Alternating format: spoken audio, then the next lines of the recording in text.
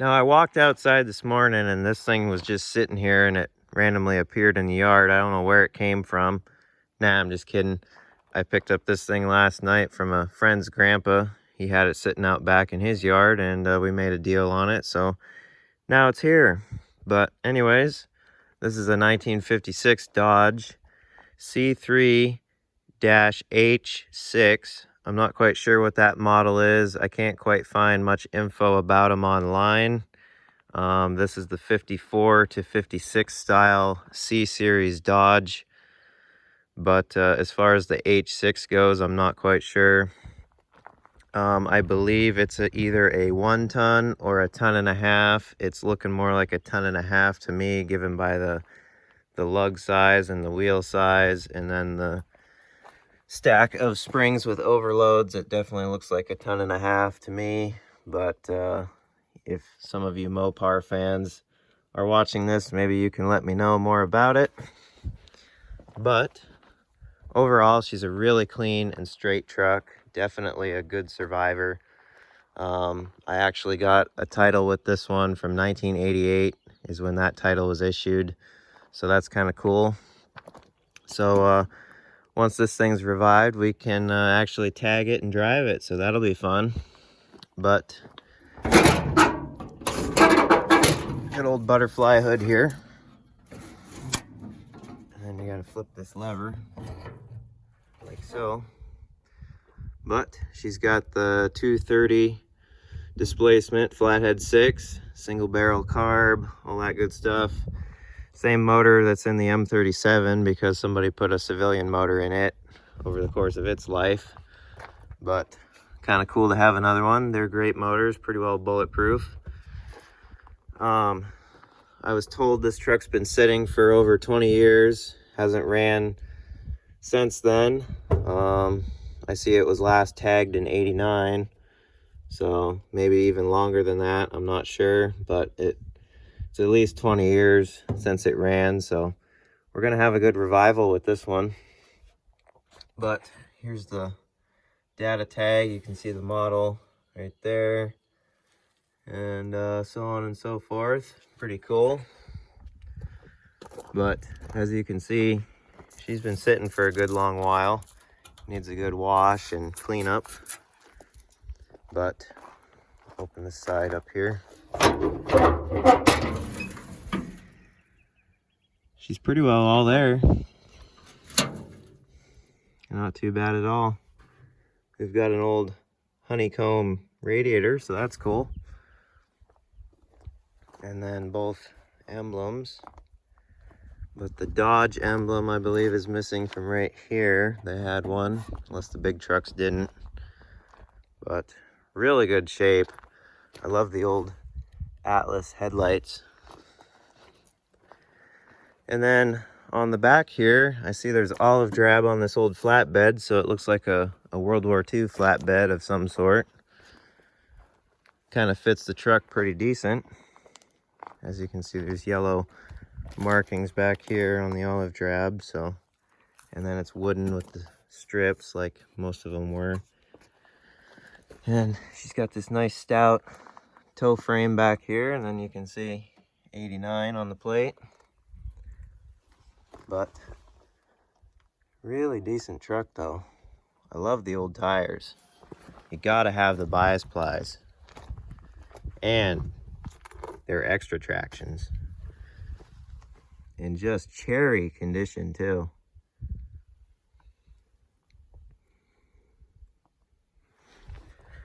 Pretty uncommon to see a truck this old up here that's not all bashed up.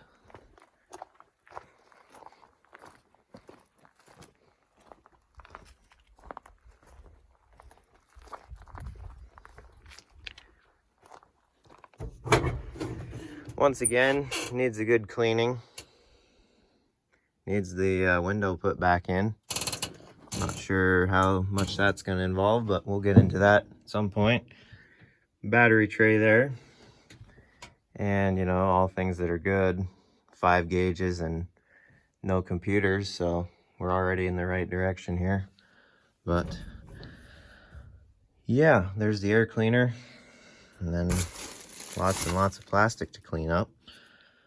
I did notice hauling it home last night. Oh, there goes one hood. But hauling it home, she's stuck in neutral and doesn't want to go into any gears. So that'll probably involve pulling the top of the transmission off and freeing up shift forks or something that's had moisture and locked up. But we know all about that stuff with the M37, so it'll be fine. And then in here, I see it's a different color and looks like it was a fleet truck or on a base or something, because it's got all these markings. But I haven't looked in here. We've got lots and lots of artifacts. The old registration from '88. Old fuel filter or something. Mopar ignition. More keys. Fuses. Spark plugs. Ah, yes. All the essentials.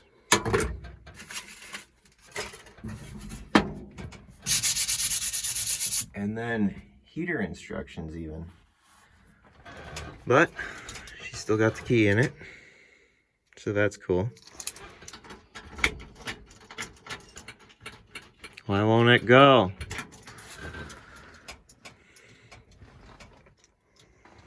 Anyhow, oh, I like the carvings in there. That's kind of funny. These were pretty cool cabs in their day. Pretty roomy and stylish for sure. The wraparound windshield and everything. At least she's got all of its glass still, even though that's kind of broke up, but it's there.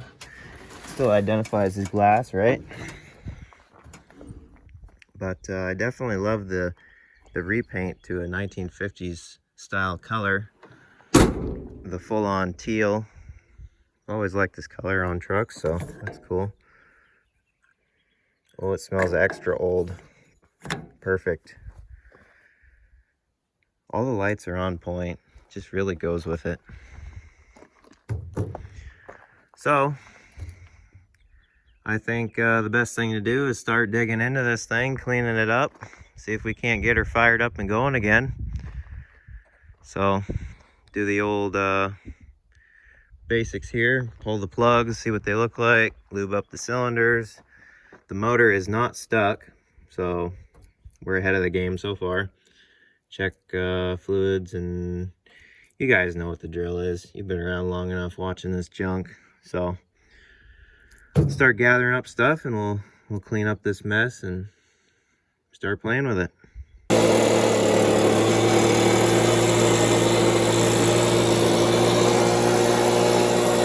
Well, that's already a big major improvement. Looks great. I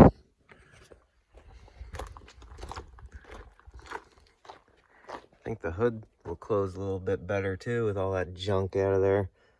So now I'll get started on pulling the plugs out, and we'll squirt something in the cylinders and lube everything up so when we start cranking on it, it's good and happy. And then move on to ignition, probably clean up the points and make sure everything else looks good. Get these soaking while I grab everything else.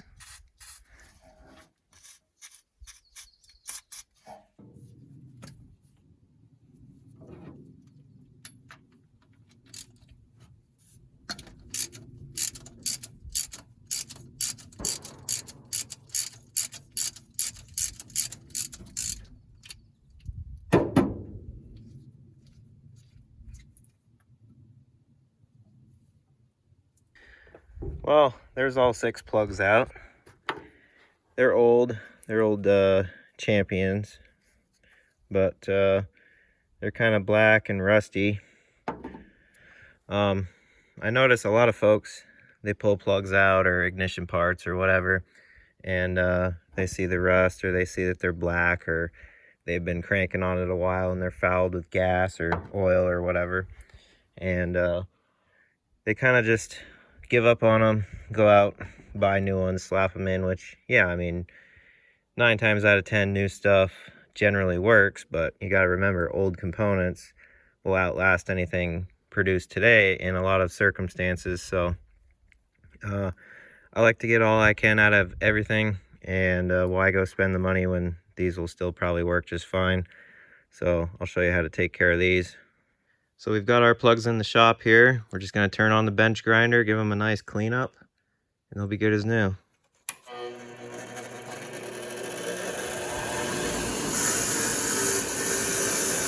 And there they are, good as new. The best part is, made in USA. Back in Model T days, spark plugs were actually rebuildable. You could tear them apart and change internal components on them and everything. It was kind of cool. So that's just what I like to do with old stuff. Don't give up on them right away and go buy something new and replace them. Take the time and try to make them work again, because most likely they'll still work again with a little bit of TLC. Anyway, I've got some automatic transmission fluid here. We'll just go ahead and give each cylinder a few shots of it, lube things up a bit.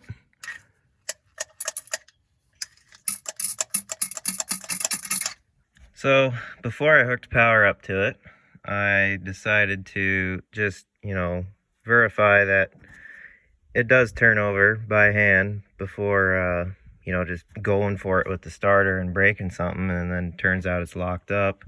Well, turns out it's locked up. Apparently I didn't turn it enough before I went and said that it's not locked up, because I got this tapered pry bar, and you can hook them into the crank where the hooks are for the hand crank. And I got, I don't know, maybe half an inch of movement of rotation, and she stopped. So being a notorious flathead, she's seized, but at least there is some movement. So I guess I'm gonna throw more oil down the cylinders and then just try and work that thing back and forth and see if I can get anywhere. Common thing for flatheads, the valves will hang up, as you know from watching my flathead V8 revival video. But hopefully I can just submerge this thing, let it soak, and we can get lucky with it, but I'll see. So that's kind of the process now. Thought we were gonna be running right away, but oh well, it's all part of the adventure. We'll get her freed up. All right, so I filled each cylinder with a lot of diesel and gave it some time to soak, and we're back playing with it. I noticed on the crank behind the two hooks where the hand crank fits in, there's a square part there, so I grabbed a big crescent wrench and put on it, and with some wiggling back and forth, we've got all kinds of movement now. So I think just keep doing this for a while and we'll start getting full revolutions out of her. But definitely promising already, and she shouldn't fight too hard now.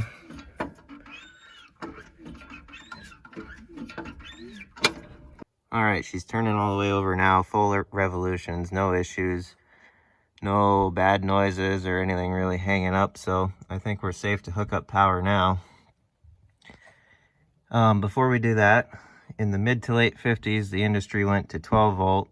So whenever you're curious if something is 6 volt or 12 volt, there's signs that can tell you. Now, it's still got a generator, and most of them have this tag, and they will tell you whether it's 6 volt, 12 volt, or you can look at the coils. The coils don't really matter much. You can fry out a 6 volt coil if you have 12 on it for too long, but they will work in a pinch.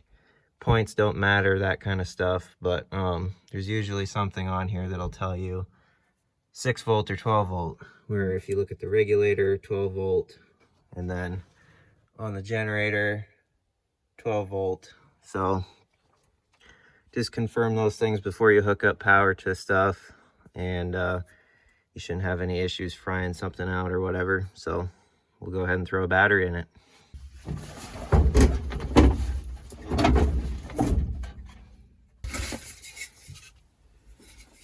Ah yes, bug spray from the soap will work for a hammer.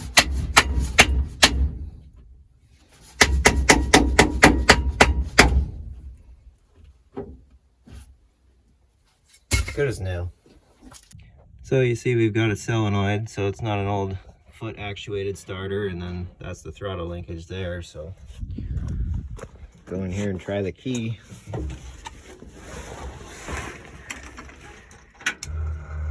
Well, there's the fuel pump.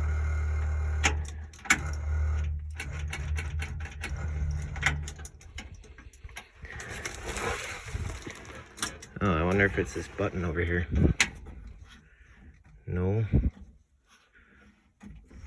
Huh, I don't know what that is.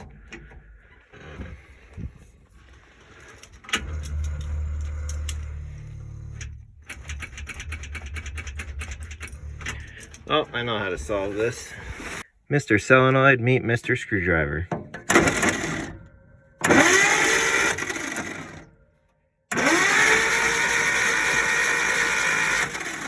Oh yes, I love a diesel mist.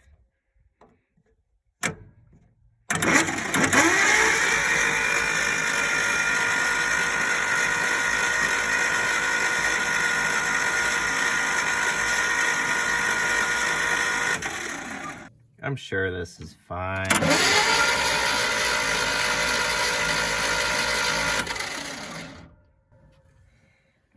least we're getting most of the diesel out. Got most of the diesel cycled out of it. So we'll move on to the ignition now. Oh, that's cool. One clip's missing off the cap. Wow, really clean in there though. Oh, there's the clip. Okay, thought it was missing for a minute, but that is definitely promising looking. Inside of the cap looks good. Gonna get this out of the way for the moment, pull the rotor off, and we'll just check our points. A little bit of corrosion on them, so good old emery cloth in there will do the trick. And now it's gonna start thundering and raining out as soon as we start doing something, but that's the way life goes. We'll keep going until we get rained out. Okay, before we turn the ignition back on to check the coil, I'll just undo this old school electric fuel pump here and take the power wire off of it.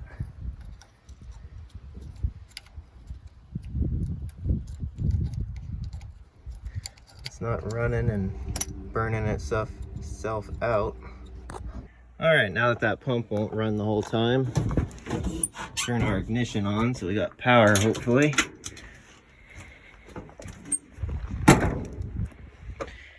And we'll go in here and pull this coil wire off of the cap. Bring it up here to a ground. Oh, come on.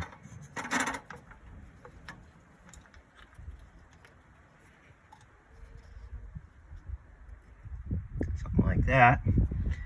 We'll go in here with a screwdriver and we'll just cross our points. And if you watch up here, we got good spark. And there's spark down here too. But that's how I usually test the coil.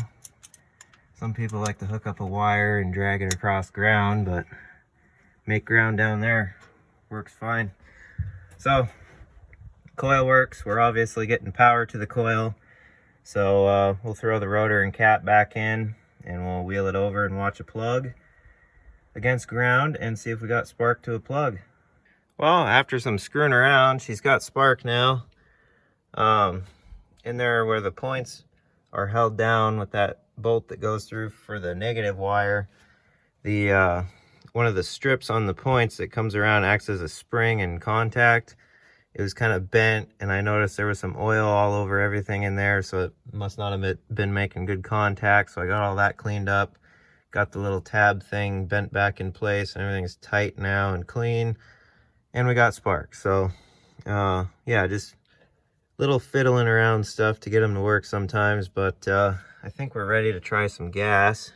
So we'll get set up to do that and see if this thing will run. All right, topped her off on oil. Got mixed gas here for lubrication. So we'll give her some and see what happens.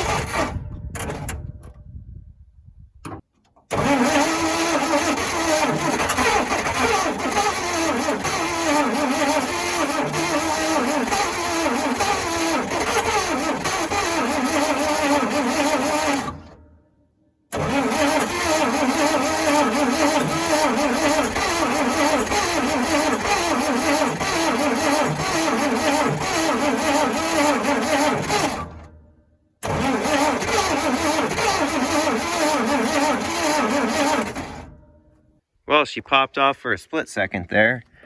Then I gave it some more gas and then it acted like it wasn't hitting at all. So I checked to see if I still had spark, and it does. So I pulled a couple plugs and sure enough, they're wet and fouled up. So we'll pull them all out, rotate it over, dry the cylinders out and try again. But she's getting there. She's almost gonna run.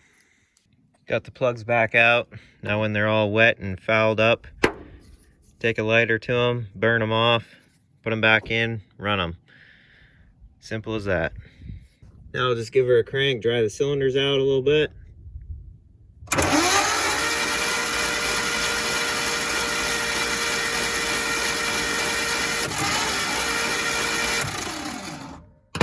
And we'll throw plugs back in.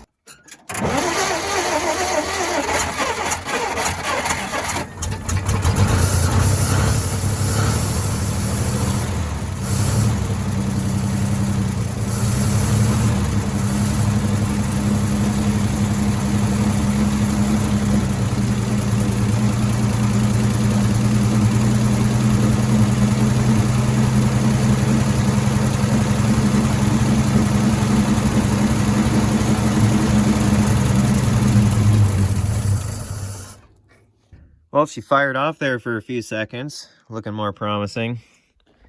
What I went ahead and did, I grabbed a little fuel can and I unhooked the hose that goes from the old school electric fuel pump to the fuel tank.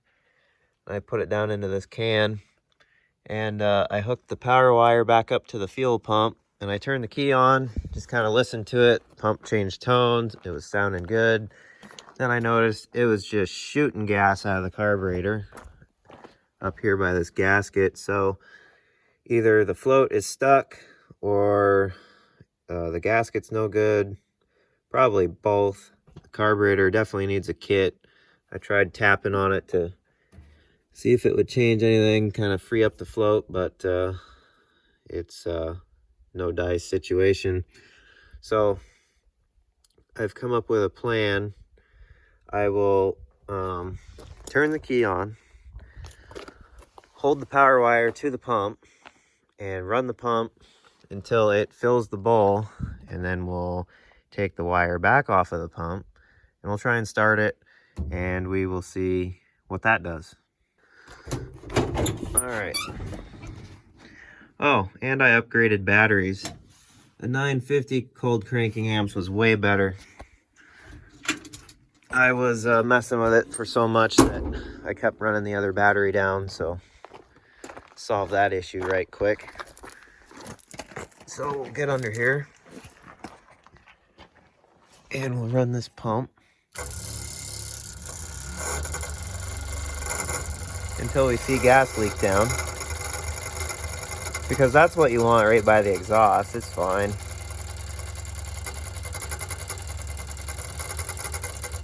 There we go. It's leaking. Touch that to metal and make sparks. Nothing can go wrong. Perfect. Now, let's fire it up. See if I can set the phone here and lose you guys in the fan. Because I gotta run the throttle and the screwdriver key and all that good stuff.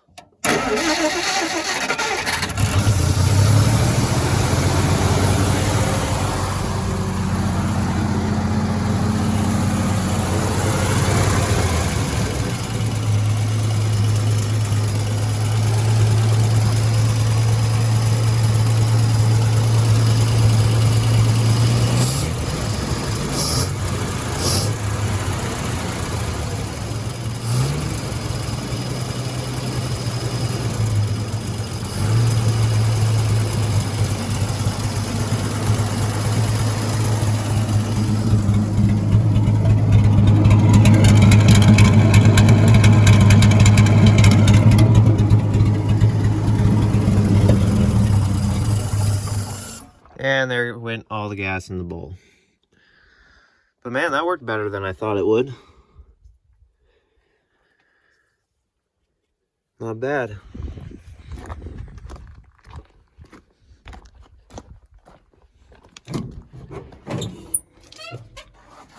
Turn this off.